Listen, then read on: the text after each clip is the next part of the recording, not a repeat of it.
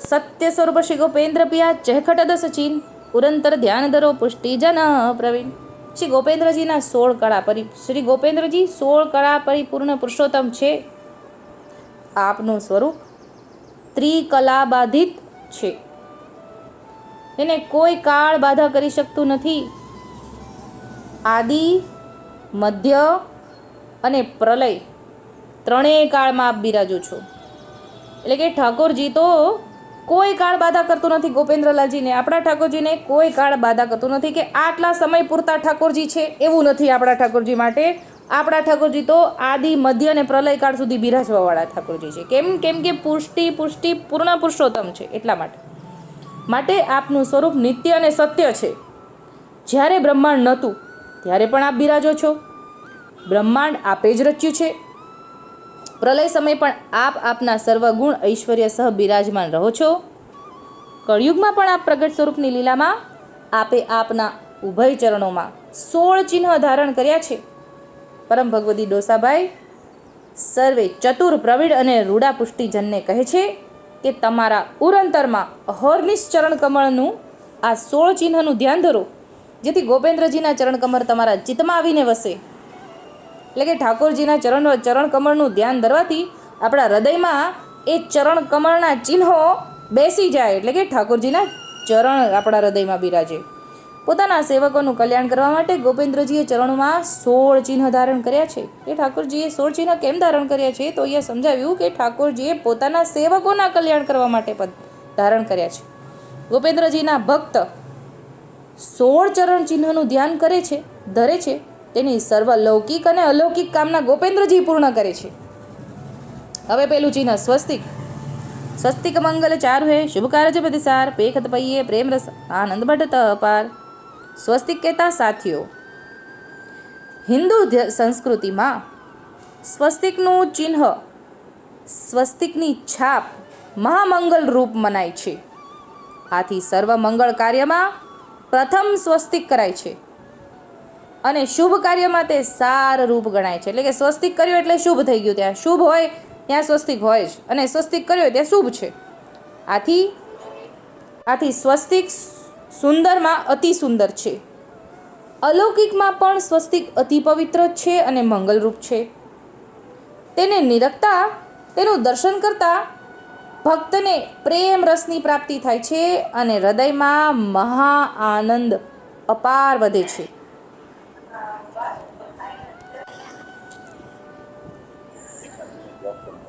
હૃદયમાં મહા આનંદ અપાર વધે છે. આનંદ ઉદ્યોત થાય છે. હા,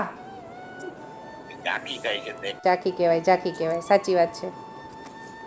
સર્વ મંગલમય ભાવનાની સિદ્ધિ થાય છે. આથી ભક્તજન શ્રી ઠાકોરજીના ચરણ કમલનું ધ્યાન કરતા સૌ પ્રથમ સ્વસ્તિક ચિહ્નનું ધ્યાન ધરે છે. એટલે કે સૌ પ્રથમ સ્વસ્તિક ચિહ્નનું ધ્યાન ધરવું. આ રહ્યો સ્વસ્તિક. અષ્ટકોણ કો અંક બલો નિજન ઇષ્ટ એ સ્મરણ કરી સુખ પાઈએ હોત સકલ શુભ દે. ગોપેન્દ્રજીના ચરણમાં અષ્ટકોણનું ચિહ્ન ખૂબ જ સુંદર રીતે શોભી રહ્યું છે, જેને કોઈ ઉપમા ન આપી શકાય તેવું નિરૂપમ છે. એટલે કે નિરૂપમ, કોઈ ઉપમા જ ના આપી શકાય એવું અષ્ટકોણનું ચિહ્ન છે. 8નો અંક નિજ ભક્ત માટે ઘણો કલ્યાણકારી છે. 8ના અંકથી અષ્ટાક્ષર મંત્રનું સ્મરણ થાય છે. આ મંત્રનું સ્મરણ કરવાથી મહાસુખ ઉપજે છે અને સકલ દેહ શુભ થાય છે. કોનાથી? અષ્ટાક્ષર મંત્રની વાત આવી. અષ્ટાક્ષર મંત્રનું આપણે ગઈકાલે પણ આવ્યું. અષ્ટાક્ષર મંત્ર આપણે ગોપ્ય રીતે કરવાનો છે, મોટેથી નથી કરવાનો. આ મંત્રનું સ્મરણ કરવાથી મહાસુખ ઉપજે છે અને સકલ દેહ શુભ થાય છે. રોમ રોમમાં અલૌકિક આનંદની અનુભૂતિ થાય છે. માયાના પણ 8 આવરણ છે તે આ મંત્રના સ્મરણથી પ્રભુ કૃપા કરીને દૂર કરે છે. એટલે વિચારો, ખાલી અષ્ટાક્ષર મંત્ર બોલવાથી આટલું બધું થાય, પણ એ કેવી રીતે કરવાનું? એમને એમ નહીં કરવાનું, ભાવથી કરવાનું, શ્રદ્ધાપૂર્વક કરવાનું. થાય છે ને થાય છે, થઈ ગયું ને થઈ ગયું, દૂર થઈ જ ગયું, એવા ભાવથી કરીએ ને તો વધારે ફલિત થાય. હવે ત્રીજું, જવ. जव चिन्ह की जुक्त बली मुख प्रत कही न बजाय शोभा समको ना ये मोद विग्रह रजाय। श्री गोपेन्द्रजीए जव चिन्ह सुंदर યુક્તિપૂર્વક ધારણ કરેલ છે. કયું? જવ, જે આર્યું. ડોસાભાઈ કહે છે કે આ ચિહ્નની સુંદરતાનું વર્ણન મુખથી વાણીથી હું કહી શકતો નથી. હવે ડોસાભાઈ જેવા ડોસાભાઈ જે કવિ, રૂડા કવિ થયા છે, જે જમનેશ પ્રભુજી આજ્ઞા કરીને તું રૂડો કવિ થઈશ, તો જમનેશ પ્રભુ એમ કહે છે હું મારા મુખથી વાણીથી કહી શકું એમ નથી. એવી અલૌકિક સુંદરતા છે જવ ચિહ્નની. આ ચિહ્નની શોભા સમાન અન્ય કોઈની શોભા નથી, તેની બરોબરીમાં કોઈ છે નહીં. ડોસાભાઈ કહે છે કે આ શોભાની યુક્તિ જોઈને મારા નેત્ર ગૂંચવાઈ ગયા છે. આ ચિહ્નનું ધ્યાન કરવાથી ભક્તની લૌકિક આસક્તિ નાશ પામે છે અને દિવ્ય દ્રષ્ટિનું દાન થાય છે. બોલો, આ જવ ચિહ્ન જ એટલું બધું આપણને આસક્તિથી નીકાળે એવું છે, લૌકિક આસક્તિથી, કે જેમાં આપણને પુત્ર વહુ દીકરી દીકરામાં આપણે વીંટળાયેલા રહીએ ને પછી ઠાકોરજી તરફ નથી જવાતું. એ લૌકિક આસક્તિથી નાશ પમાવે છે અને દિવ્ય દ્રષ્ટિનું દાન કરાવે છે. આ જવ ચિહ્નનું ધ્યાન ધરીએ અને હૃદયમાં બિરાજે જવ ચિહ્ન, તો આ એટલું અલૌકિક ફળ પ્રદાન કરવાવાળું છે જવ ચિહ્ન. દિવ્ય દ્રષ્ટિનું દાન કરે એટલે કે આ તો આપણા ચર્મશ ચક્ષુ છે. ચર્મ ચક્ષુ હોય, ભાવ ચક્ષુ હોય, દિવ્ય ચક્ષુ હોય, એવી રીતે જે દિવ્ય ચક્ષુ હોય ને તેનાથી આ બધા ભગવદીઓને જ્યારે ઠાકોરજીએ ચરવી તોગાર આપ્યો ને ત્યારે આ ચર્મ ચક્ષુમાંથી એ લોકોની દિવ્ય દ્રષ્ટિ થઈ ગઈ. ત્યારે છેક અહીંયા ભૂતલમાં બેઠા બેઠા લીલાનું અનુસંધાન થઈ ગયું. એવું દાન ઠાકોરજીએ જ્યારે ચરવી તોગાર આપ્યો ને, ચરવી તોગાર દ્વારા ઠાકોરજી એમને એવું દિવ્ય દ્રષ્ટિનું દાન થયું ને એ દિવ્ય દ્રષ્ટિનું દાન આ જવ ચિહ્ન કરે છે એવું સમજાવ્યું અહીંયા આપણને, કે ચિહ્નનું ધ્યાન કરવાથી ભક્તની લૌકિક આસક્તિ નાશ પામે ને દિવ્ય દ્રષ્ટિનું દાન કરે. હવે જાંબુફલ. જાંબુફલ પરિપક્વ હે મહારસ સે ભરપૂર, નૈનની ભરી રસ લીજીએ તબતી સુખ પાવે ઉર. એ જાંબુફલ કહેતા જે જાંબુનું પાક્કું ફળ છે તે મધુર રસથી ભરેલું હોય છે, ભરપૂર હોય છે. જાંબુફળના રસનો સ્વાદ મુખથી લઈએ છીએ. શ્રી ગોપેન્દ્રજીના ચરણમાં જાંબુફળનું જે ચિહ્ન છે તે અલૌકિક મહારસથી ભરપૂર છે. આ રસનું પાન નૈણા ભરી ભરીને ઉર અંતરમાં ઉતારીએ ત્યારે ઉર અંતરમાં અતિ સુખ અને આનંદ પ્રાપ્ત થાય છે. એટલે કે આપણામાં આંખ બંધ કરવાનું છે જ નહીં. આંખ બંધ કરો તો એટલો પલકાંતર વિયોગ ગોપીઓએ કીધો છે કે એટલી પલક પણ કેમ પડી જાય, પલક પડે એટલી ઘડી પણ અમારા ઠાકોરજીને નથી જોવાતા, એવું ગોપીઓ કહે છે બ્રહ્માજીને કે પલક કેમ બનાવી. એટલે આપણામાં તો નૈણા ભરી ભરીને નહીં રાખવાનું છે, પલક પાડીને આંખ બંધ કરીને ધ્યાન કરવાનું આપણામાં નથી. એટલે આપણામાં વધારે એવું આવે છે કે નૈણા ભરી ભરીને નહીં રાખવાનું.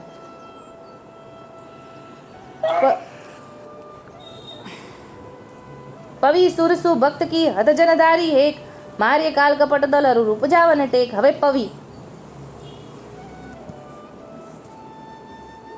પવિ એટલે કે સાંગ્ય દેવતાનું હથિયાર.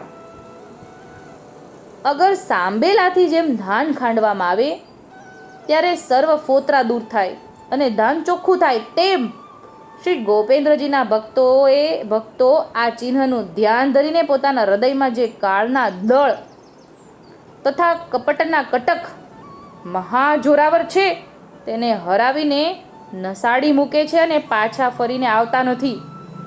એટલે આ હથિયાર શું કરે છે? મારે કાલ કપટ દલ, એટલે કે આ હથિયાર ઠાકોરજીના ભક્તો એટલે કે ભગવદીઓ, ઠાકોરજીને જે પ્રિય છે ભક્તજનો, એમના હૃદયમાં બિરાજીને કાળ કપટ પણ અગર છે એમનું નાશ કરે છે. સાંબેલું હા, સાંબેલાથી જેમ ધાન ખાંડવામાં આવે એવી રીતે ફોતરા દૂર થાય, એમ આ પવિ દળ જે છે, કાળનું દળ અને કપટનું કટક મહાજોરાવર છે એને હરાવીને અંતરમાં અનિંદાની મહાટેક ઉપજાવે છે. ત્યાર પછી ભક્ત નિર્ભય થઈ જાય છે અને અનિંદાની ટેકમાંથી પાછું પગલું ભરતા નથી. એટલે કે એકવાર અનન્યતા આવી જાય પછી એમ ન થાય કે હવે પાછા જઈએ, ઠાકોરજીથી દૂર જવાનું મન ન થાય. સૂર એટલે કે શૂરવીર પોતાના હથિયારથી દુશ્મનના દળોને હરાવીને નસેડી મૂકે છે, તેમ ભક્તો પવિ ચિહ્નનું ધ્યાન ધરે ત્યારે અનિનતાના દુશ્મનો હારીને નાસી જાય છે. એટલે કે જે માટે અનિનતા નડતી હોય જે વસ્તુ માટે, એ બધા દુશ્મનો કીધા અનિનતાને આડે આવતા હોય એવા દુશ્મનો નાસી જાય. પોતાના ભક્તોને નિર્ભય કરીને અનિનતાની ટેક ઉપજાવે એવું આ પવિનું ચિહ્ન છે. હવે કેતુ અખિર રસ રાસકી ચેન ચરણ તલ સોય પેખ પરમ સુખ ધામ પે મનોરથ બાઢી મોય. કેતુ કહેતા ધજા તે અખિલ રાસની છે, ભક્તોને રાસની પ્રાપ્તિ કરાવનારું ચિહ્ન છે. કયું? કેતુ. આ રહ્યું. આ કેતુ વિશે સમજાવે છે કે આ ધજા જે છે એ ભક્તની રાસની પ્રાપ્તિ કરે, એટલે કે રાસનું ચિહ્ન છે. શ્રી ગોપેન્દ્રજી સદા સર્વદા અખિલ રાસ વિહારી છે. આપણે મંડપમાં પણ ઉપર ધજા ફરહરે, એ રાસનું સૂચન કરાવે છે કે ગોપેન્દ્રજી સદા સર્વદા અખિલ રાસ વિહારી છે. તેથી આપે આપના ચરણમાં ધજારૂપી ચિહ્ન ધારણ કરેલ છે. ડોસાભાઈ કહે છે કે ધજારૂપી ચિહ્નના દર્શન કરીને, નિરખીને અને હૃદયમાં તેનું ધ્યાન ધરવાથી મહાપરમ સુખધામ છે તેની પ્રાપ્તિ માટે મારા મનમાં રતિ એટલે કે પ્રીતિ ખૂબ જ વધી રહી છે. કોના દ્વારા? આ ધજા દ્વારા. હવે ઉર્ધ્વરેખા રેખા ઉર્ધ સુરંગરુચિ રહી ચરણતલ મધ્ય ભક્ત ભર ઉપજાવની અરુરિજનદાયક નિધ્ય. શ્રી ગોપેન્દ્રજીના ચરણમાં મધ્ય ભાગમાં સુંદર રંગની નિરખતા રુચિ થાય અને મન તેનામાં આસક્ત થઈ જાય તેવી ઉર્ધ્વરેખા રહેલી છે. હૃદયમાં તેનું ધ્યાન ધરવાથી ભક્તમાં તથા ભગવદીને વિશે ભર ઉપજાવે છે. ભક્તને શ્રી ગોપેન્દ્રજીમાં નેચલ ભક્તિ ઉપજાવે છે અને અલૌકિક નિધિનું દાન કરે છે.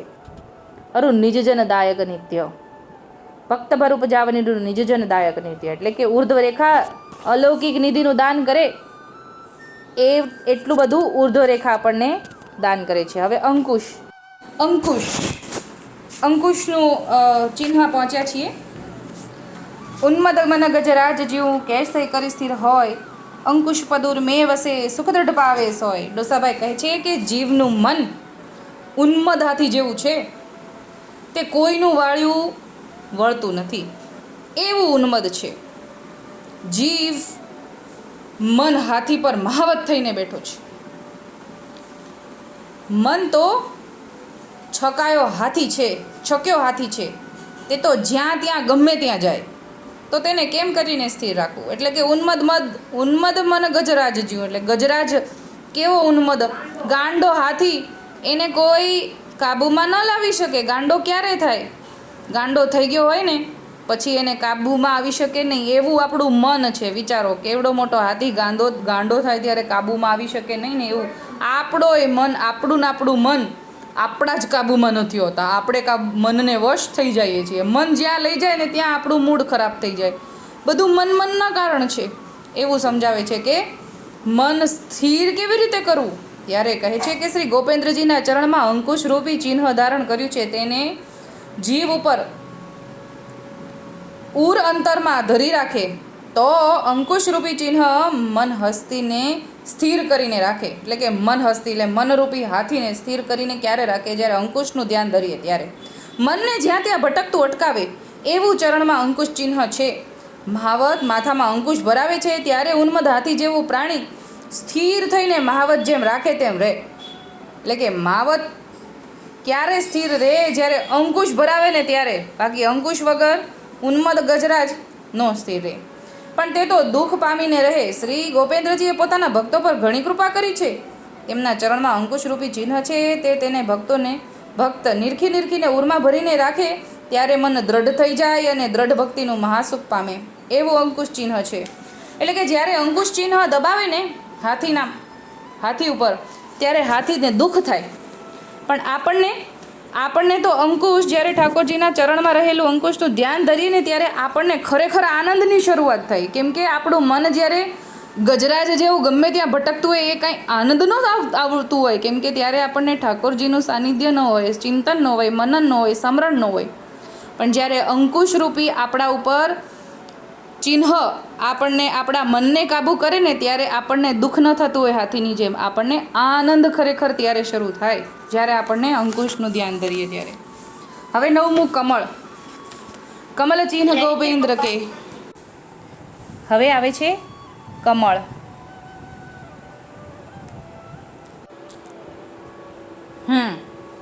कमल चिन्ह गोपेंद्र के प्रफुल्लित उपमा पाए मग्न मधुकर दास सब गुंजित गुण रस गाय. मग्न मधुकर दास सब गुंजित गुण रस गाय. શ્રી ગોપેન્દ્રજીના ચરણને કમળની ઉપમા આપી છે અને શ્રી ગોપેન્દ્રજીના ચરણમાં કમળનું ચિહ્ન છે. આથી આ કમળનું ફૂલ અતિ પ્રફુલ્લિત થયું છે. એટલે કે કમળનું ફૂલ એટલા માટે એટલું બધું પ્રફુલ્લિત થયું છે કે ગોપેન્દ્રજીના ચરણમાં એને પ્રાપ્તિ મળી છે. અને ગોપેન્દ્રજીના ચરણ કમળ એટલે કમળની ઉપમા પણ આપી છે. એમ અહીંયા બે વસ્તુ સમજાવી. આ પ્રફુલ્લિત કમળ પર ભમરા મગ્ન થઈને ગુણગુણ કરીને ગુંજારવ કરે છે. અને કમળરૂપી ચિહ્ન પણ પ્રફુલ્લિત છે, કેમ કે શ્રી ગોપેન્દ્રજીના દાસ ભક્તો કમળરૂપી ચિહ્ન ઉપર ભ્રમરની જેમ મગ્ન થઈને કોઈ શ્રી ગોપેન્દ્રજીના રસ ભરેલા ગુણગાનનું રસપૂર્વક ગાન કરે છે, તો કોઈ સૂર પૂરે છે. એવું કમળરૂપી ચિહ્ન શ્રી ગોપેન્દ્રજીના ચરણમાં રહેલું છે.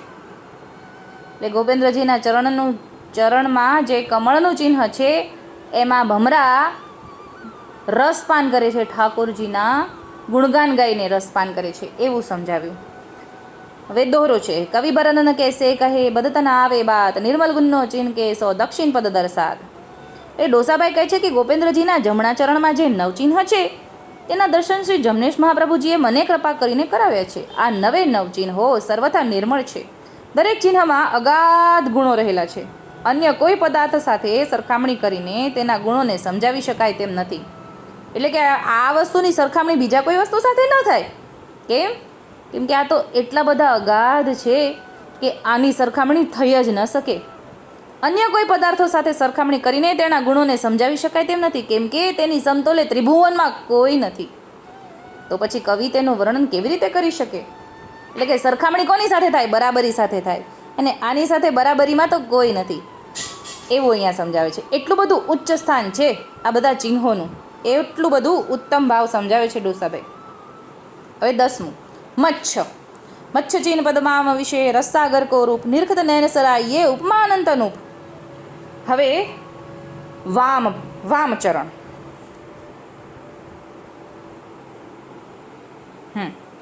શ્રી ગોપેન્દ્રજીના ડાબા ચરણને વિશે મચ્છરૂપી ચિહ્ન છે. તે નિરખતા સ્વરૂપાનંદનો અનુભવ થાય છે. ચરણમાં રસનો સાગર ભર્યો હોય એવું દર્શન થાય છે. તેનું દર્શન કરીને નેત્ર સુફલ કરીએ. આવી અનેક અનંત ઉપમા આપીએ પણ તે ઉપમા ઓછી પડે, કેમ કે અનુપમ છે. એટલે કે આ માછલીનું ચિહ્ન તો ઠાકોરજીના રસના સાગર, ચરણમાં રસનો સાગર ભર્યા છે એમાં માછલીનું ચિહ્ન છે, જેને નેત્ર ભરીને નિરખીએ. એ બાબતે સમજાવે છે કે એ તો અનુપમ છે, ઉપમા જ આપી શકાય એવી નથી, એવું સમજાવે છે. દોહરો. અમૃત દધિ પદવામય મધ્ય ભયો મચ્છ ચેન સુંદરતા છબરૂપ રસ નિરખત નિજ જનને. એ ગોપેન્દ્રજીનો ડાબો ચરણ છે તે અમૃતનો સાગર છે. તેની મધ્યમાં મચ્છ રૂપિયું ચિહ્ન છે. નિજજનો આ છબીની સુંદરતા, રૂપ, રસ ને સ્વરૂપનું પોતાના નયનોથી નિરખીને દર્શન કરે છે. સાગરમાં એ જે મચ્છ હોય એ સાગરના જળમાં સઘળે ફર્યા કરે છે, જ્યારે ચિહ્નરૂપી મચ્છ જે છે તે તો ચરણમાં સ્થિર થઈને બેઠો છે. કેમ કે અહીંયા ડાબા ચરણમાં જે છે મચ્છ છે તે તો અમૃતના સાગરમાં છે. અમૃત છોડીને બીજે ક્યાં ભટકવા જાય? અમૃતનો લોભ તો સર્વજીવને છે. એટલે કે અહીંયાનું માછલીનું જે ચિહ્ન છે એ તો અમૃતને પાન કર્યા કરે છે. પછી એને ખારા મીઠા જળની ક્યાં જરૂર છે? જે અમૃત એક વખત મળી ગયું પછી બીજી વસ્તુનો શું લોભ? ઉત્તમ વસ્તુની પ્રાપ્તિ થઈ ગઈ પછી ત્યાંથી બહાર જવાનું મન થાય નહીં. હવે આવે છે ત્રિકોણ. એ માછલીની ઉપર જ છે. ત્રિકોણ ચિહ્ન ભૂ અંક કો નિર્મલ રચરસ ધામ એહી પદ પૂર્ણાનંદ કે વલ્વી જન વિશ્રામ. પૂર્વે સારસ્વત કલ્પમાં રાસાધિપતિએ રજભૂમિ પર વૃંદાવનમાં વલ્વી કહેતા ગોપીઓને રાસ રમણનું સુખ આપ્યું હતું. એટલે કે પહેલાં સારસ્વત કલ્પમાં જ્યારે ગોપીઓને રાસ રમણનું સુખ આપ્યું હતું, ફરી કલયુગમાં રાસાધિપતિ શ્રી ગોપેન્દ્રજીના પ્રાગટ્ય સાથે વલ્વી ગોપીઓ પણ પ્રજ તથા સોરઠમાં પ્રગટી છે.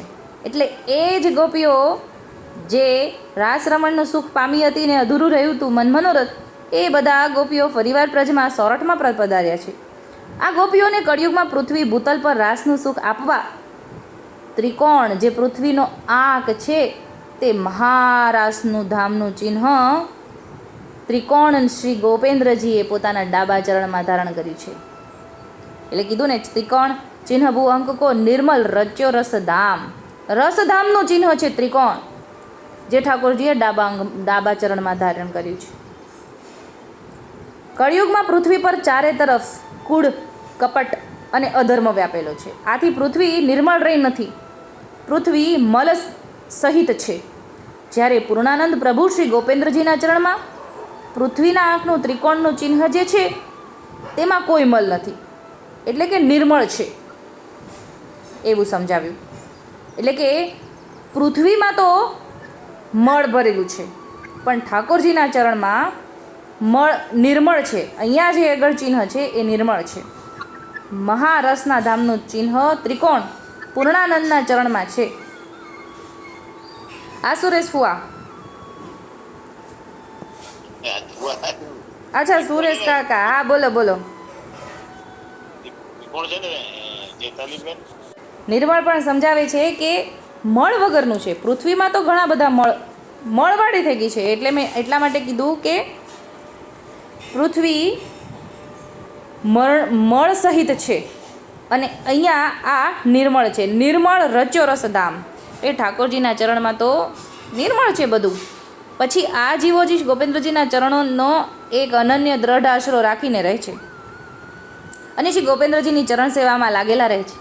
આ સ્વરૂપ સેવાથી શ્રી ગોપેન્દ્રજી તેમને ભજનાનંદનું દાન કરે છે. એટલે કે ઠાકોરજીની ચરણ સેવા કરીએ તો ભજનાનંદનું દાન મળે.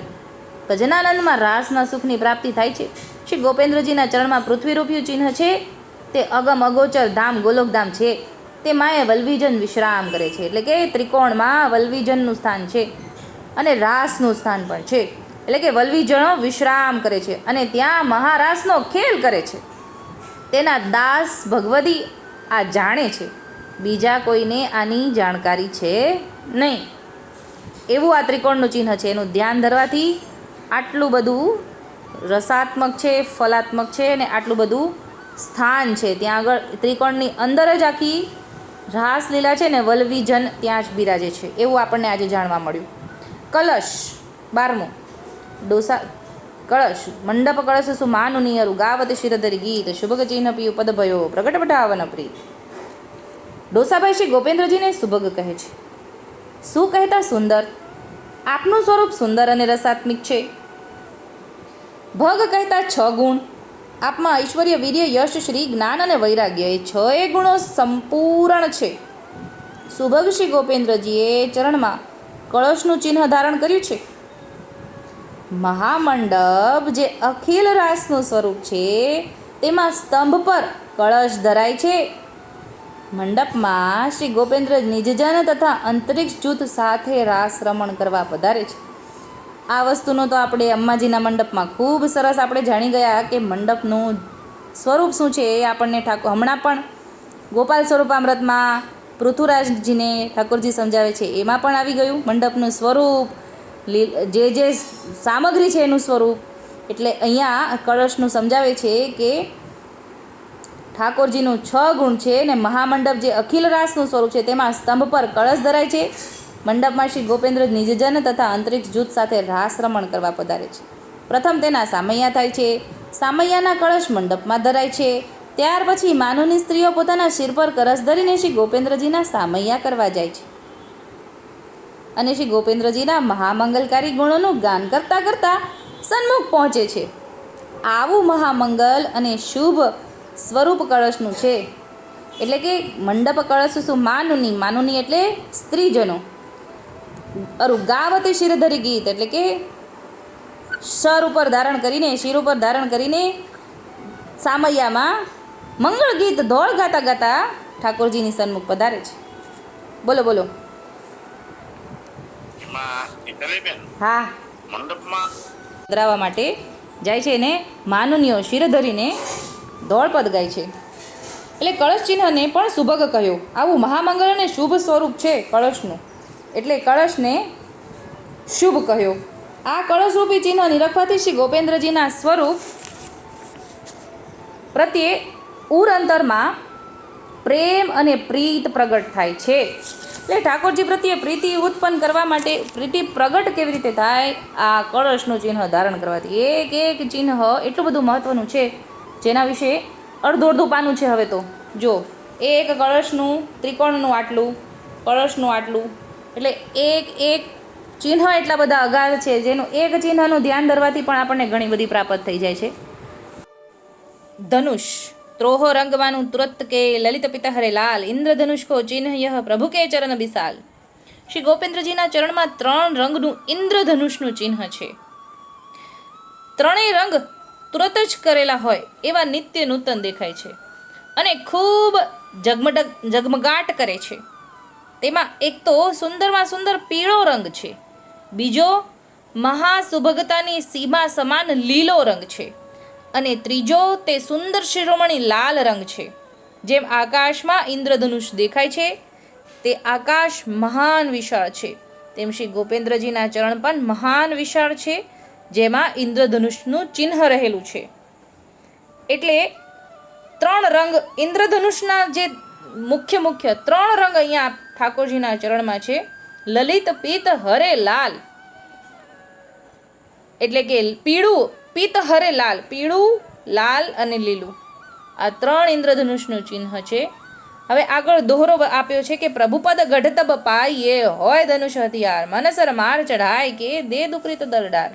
દોસાભાઈ કહે છે, કોઈ રાજાને કોઈનો ગઢ મેળવવો હોય તો પોતાની સેના મોકલે અને સેનાના સૈનિકો ધનુષ વગેરે હથિયાર વડે ગઢની બહારના લક્ષણના દળને ઢાળી દે, ત્યારે તે વિજય થાય અને તેને ગઢની પ્રાપ્તિ થાય.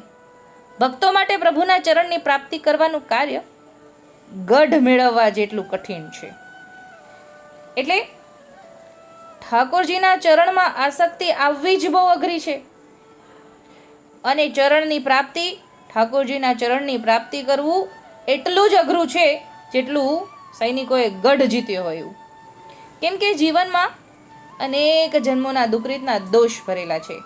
એટલે આપણો આજે આ સ્વભાવ છે એ આ અત્યારના જન્મ પૂરતો નથી, એવું આપણે ઠાકોરજી વચનામૃતમાં પણ આજ્ઞા કરે છે કે જીવ અનેક જન્મોનો થી વિખોટો પડીને આ જન્મે આવ્યો છે, તો ઘણા બધા જન્મના વાસના ને સ્વભાવ ભેગું થતું આવ્યું છે ને અત્યારે જે સ્વભાવ જે આપણે જીવી રહ્યા છીએ જીવનમાં, એ સ્વભાવ આટલા આગળના જન્મોનો બધો ભેગો છે.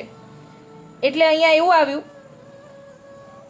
કે જીવમાં અનેક જન્મોના દુકરીતના દોષ ભરેલા છે, જે પ્રભુના ચરણની પ્રાપ્તિમાં દુશ્મનના દળની જેમ સામે આવીને અવરોધ ઊભો કરે છે.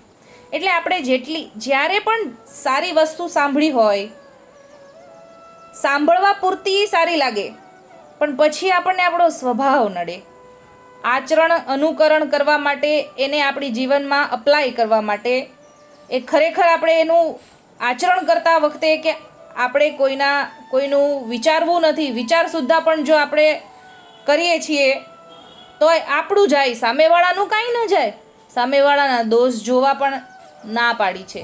હવે એવું આપણે ભગવદ્ વાર્તામાં સાંભળ્યું, પછી એ વિચાર જ્યાં સુધી રહ્યો ત્યાં સુધી રહે. પછી આપણને જ્યારે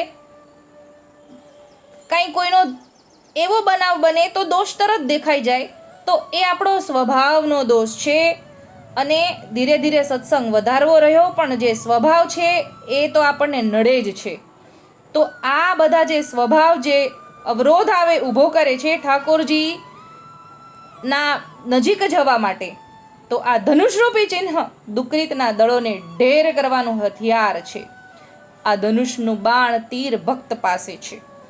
ભક્તનું મન એ બાણ છે. મનના બાણને ધનુષમાં સાંધીને દુકરીતના દળોને ઢેર કરવાના છે.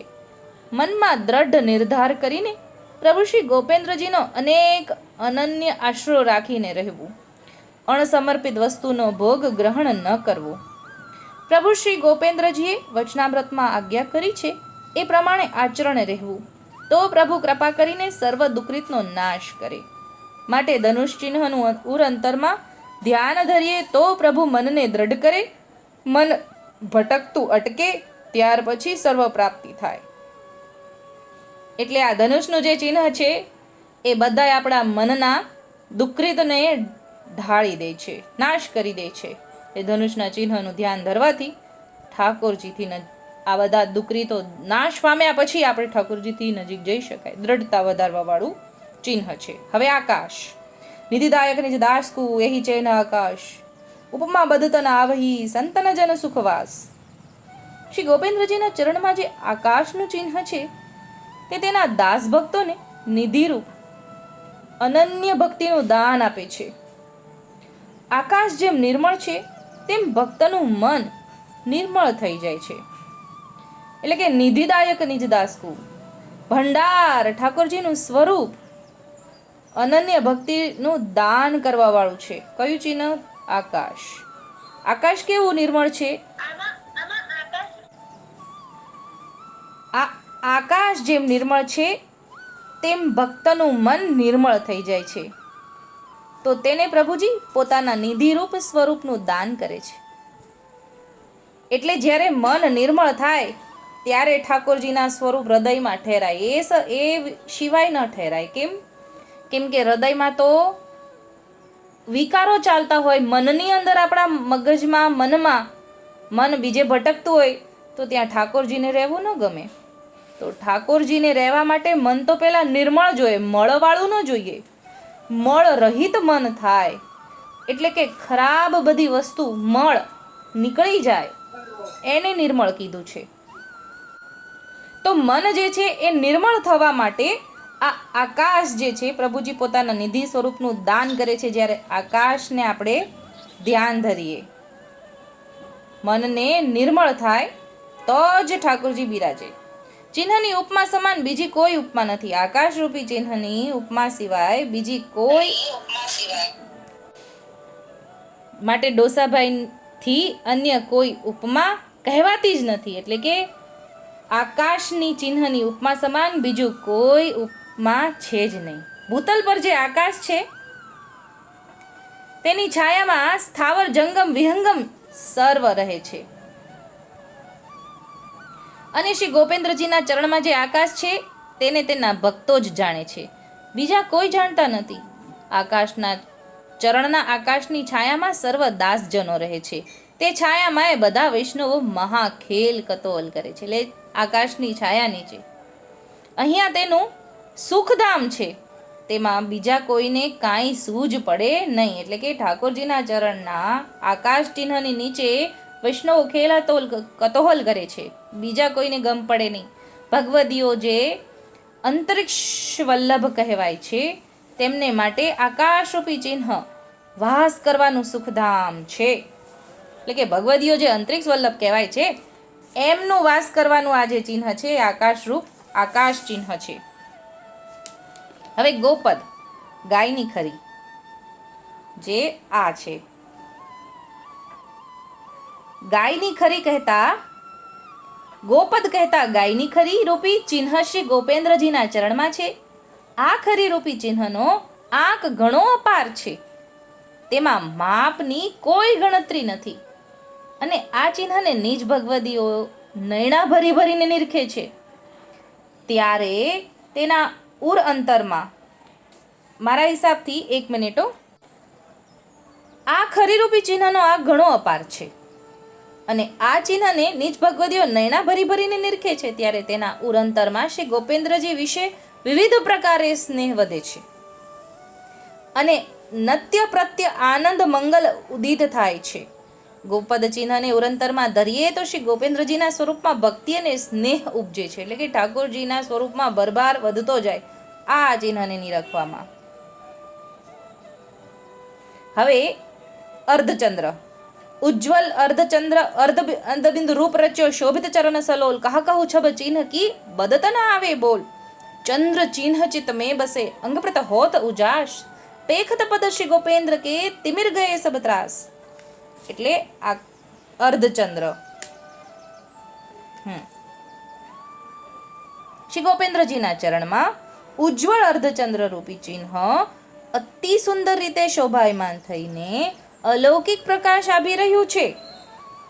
ડોસાભાઈ કહે છે કે આ ચિહ્નની છબીનું વર્ણન કરવા માટે હું મુખથી કોઈ શબ્દ કહી શકતો નથી. એટલે કે હવે ડોસાભાઈ કહે છે શબ્દ ખૂટી ગયા. આ અર્ધચંદ્ર વિશે કહી જ શકાય એવું નથી, શબ્દમાં વર્ણન કરી શકાય એવું નથી. સાખી પ્રગટ વિધુજ વ્રજ ભૌમકો ત્રિભુવ પ્રસરી કાંત બિકસ રહ્યો નિજ દાસકો હૃદય જલજ બહુ ભાત. આકાશમાં જે ચંદ્ર છે તેને જોઈને કુમુદિની એટલે કે રાત્રે વિકસવાવાળા કમળ ખીલે છે અને પ્રફુલ્લિત થાય છે. એટલે કે આ જે કુમુદિની જે છે ને એ રાત્રે જ ખીલે, ચંદ્રની ચાંદનીમાં જ ખીલે. એની વાત કરે છે કે આકાશમાં જે ચંદ્ર છે તેને જોઈને કુમુદિની ખીલે છે અને પ્રફુલ્લિત થાય છે. તેમ શ્રી ગોપેન્દ્રજીના ચરણમાં રહેલ ચંદ્ર અર્ધચંદ્ર રૂપી ચિહ્ન ધ્યાન ધરવાથી ભક્તના હૃદયમાં જ્ઞાનનો પ્રકાશ ફેલાય છે.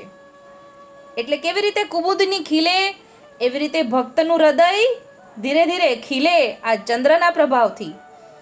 કુમુદિની એવું સરસ કમળ છે જે રાત્રે જ ખીલે અને રાત્રે ધીમે ધીમે ધીમે ધીમે ચાંદની ઓછી થાય ને તો એ કમળ ધીરે ધીરે ધીરે ધીરે બંધ થઈ જાય.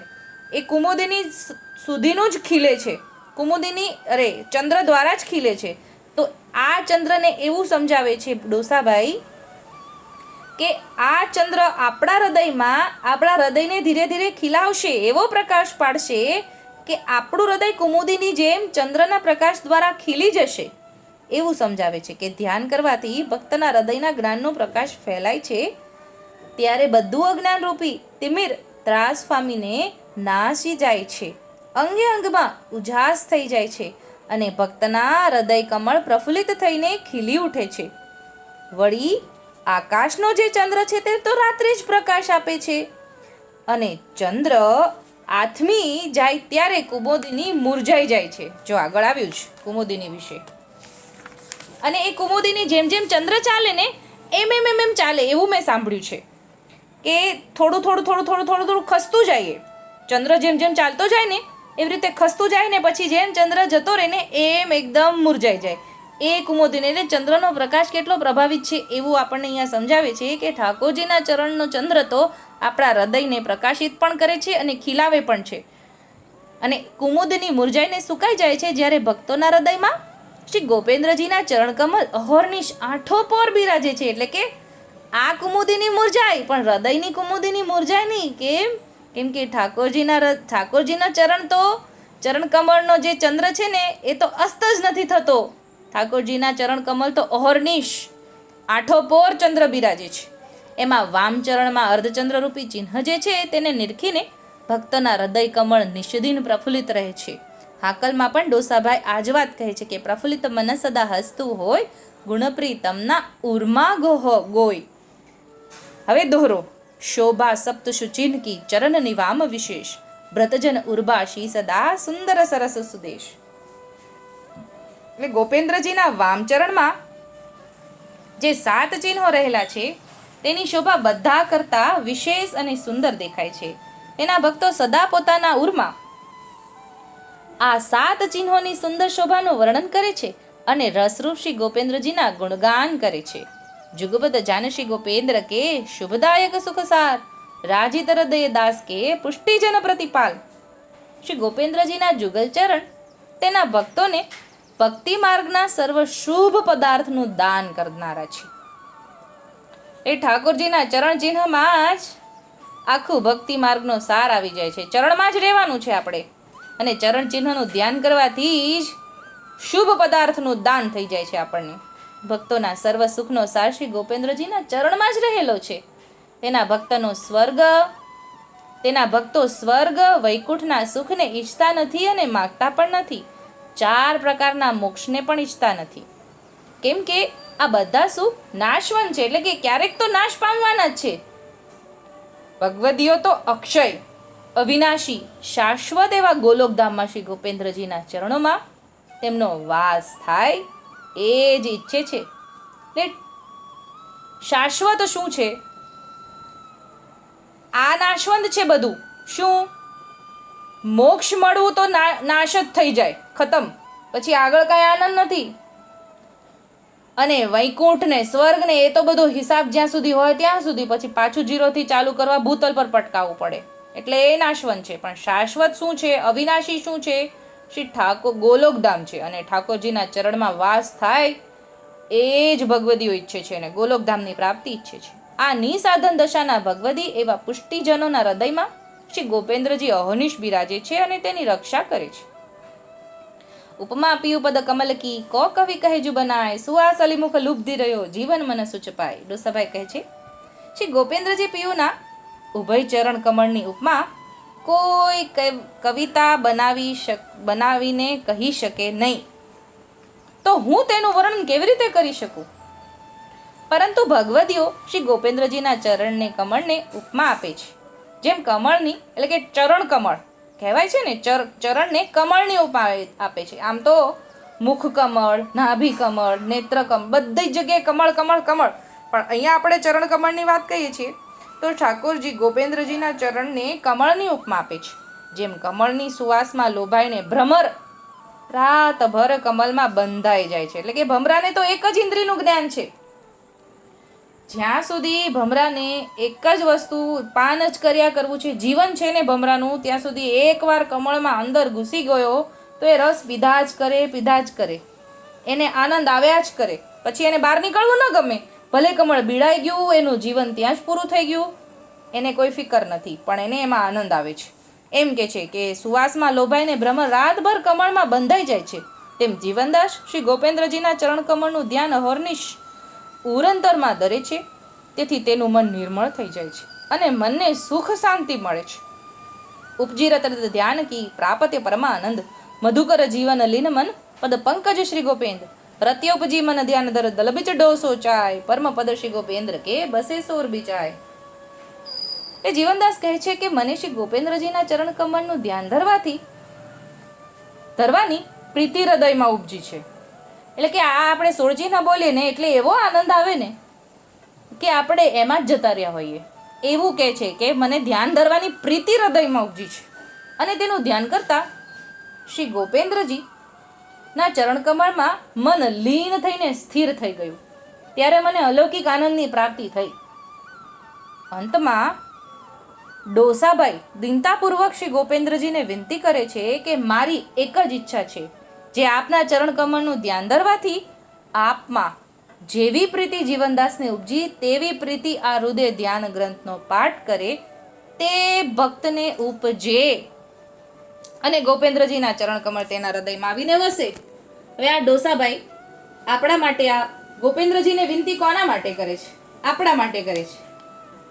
પોતાની વાત તો કરે જ છે, પણ આપણા માટે કરે છે કે જે ભક્તને આ ચરણ કમળનું ધ્યાન ધરશે, જીવનદાસને જેવી પ્રીતિ ઉપજી છે ને એવું જે આવી રીતે ધ્યાન ધરશે અને હૃદય કમળમાં ઠાકોરજીનું ધ્યાન ધરીને આ ચરણ કમળનું ધ્યાન ધરશે, એને ભક્તને એવી જ પ્રીતિ ઠાકોરજીના ચરણમાં ઉપજશે. એટલે કે હવે આપણે જોઈએ તો ઠાકોરજી તો ભક્તને વશ છે. ડોસાભાઈએ કહી દીધું એટલે વાત થઈ ગઈ પૂરી. ડોસાભાઈ ઉપર આપણે વિશ્વાસ. ઠાકોરજીએ ડોસાભાઈની વિનંતી સ્વીકારી અને ડોસાભાઈએ જે કર્યું છે, ડોસાભાઈએ જે આપણને ઠાકોરજીને વિનંતી કરી છે, પણ એ તો ઠાકોરજી માનીને જ આપણને આનંદ આવે છે. એ આવે જ અનુભવ કરી લે, કેમ કે એ અનુભવ કરીને આપણને આનંદ આવશે જ. ન આવે એવું ન બને, કેમ કે ડોસાભાઈએ કહી દીધું પછી વાત પૂરી ને. ઠાકોરજી તો ભગવદીઓને વશ છે. અને આ ક્યારે પ્રગટ થઈ છે? આ 16 ચિહ્ન ક્યારે પ્રગટ થયા છે? જ્યારે મહારાજના શરણમાં આવે છે ડોસાભાઈ અને મહારાજ ચરવીતો અગાર આપે છે, ત્યારે 16 ચિહ્નનું પ્રાગટ્ય થયું છે. પછી હવે આમાં કાંઈ ન્યૂનતા જ નથી. આ 16 ચિહ્નનો પાઠ કરવો જ રહ્યો, જેમાંથી ડોસાભાઈની આજ્ઞાથી આપણે કરવાનો રહ્યો. કેમ કે આ બધી આજ્ઞા છે કે આ કરવાથી આ થાય છે, આ કરવાથી આ થાય છે. આપણા માટે ઠાકોરજીએ એમના હૃદયમાં બિરાજીને આ 16 ચિહ્નનું પ્રગટ કર્યું છે. એટલે ડોસાભાઈની આજ્ઞા આપણે માનવી રહી અને 16 ચિહ્ન એકવાર તો જરૂર કરવા. આજે આટલું જ. અત્યારે 16 ચિહ્નને આપણે વિરામ આપીએ છીએ. બોલો શ્રી ગોપાલ લાલ કી જય.